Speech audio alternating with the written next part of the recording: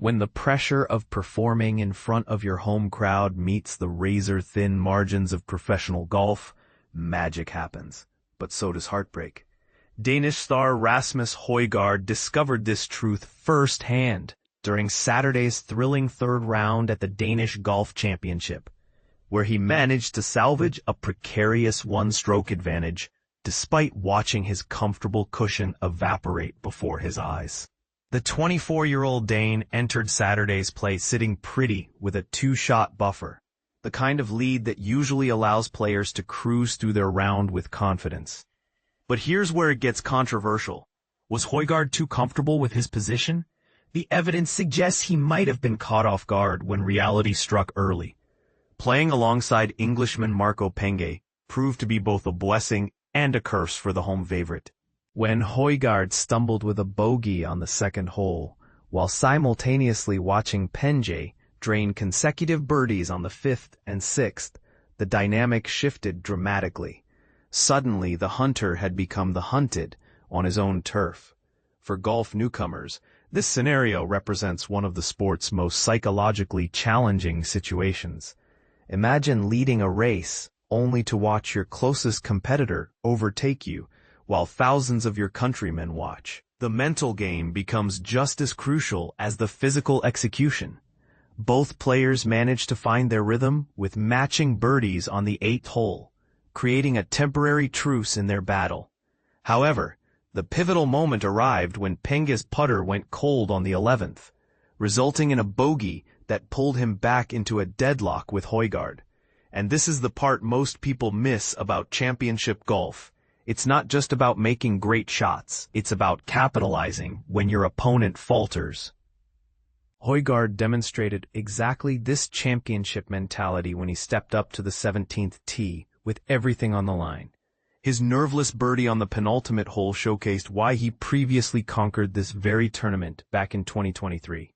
The shot separated him from the pack once again, but the drama was far from over. The final hole presented Højgaard with perhaps his greatest test of mental fortitude. After sending his tee shot wayward, forcing him to chip back onto the fairway, the pressure intensified exponentially.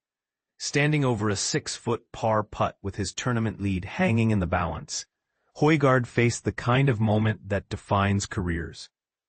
"My heart was definitely pumping when I was standing over that putt," Højgaard admitted afterward, his honesty refreshing in a sport often filled with calculated responses.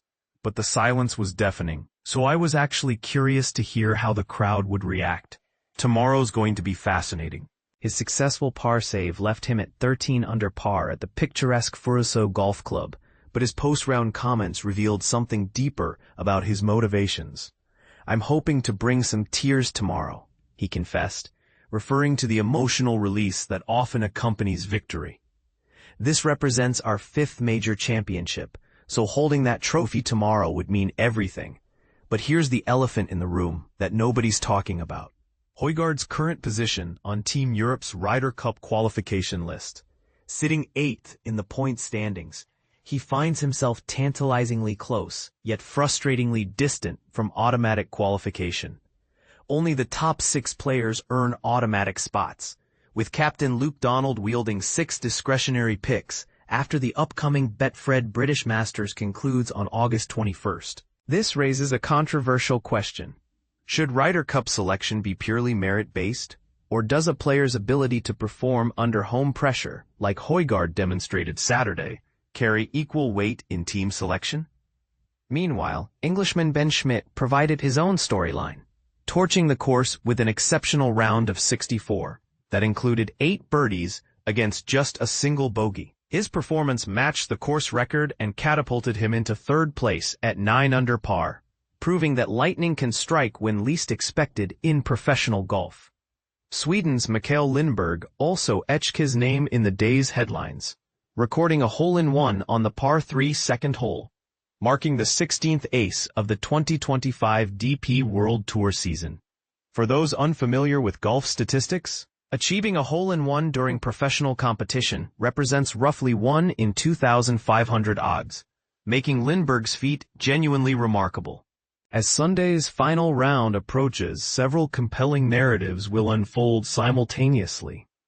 Can Højgaard maintain his composure and claim his second Danish Golf Championship title? Will the pressure of performing in front of passionate home supporters prove to be his greatest asset or his ultimate downfall?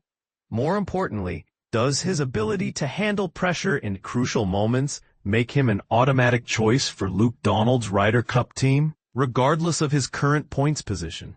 What do you think? Should Ryder Cup selections prioritize current form and clutch performance over season-long point accumulation?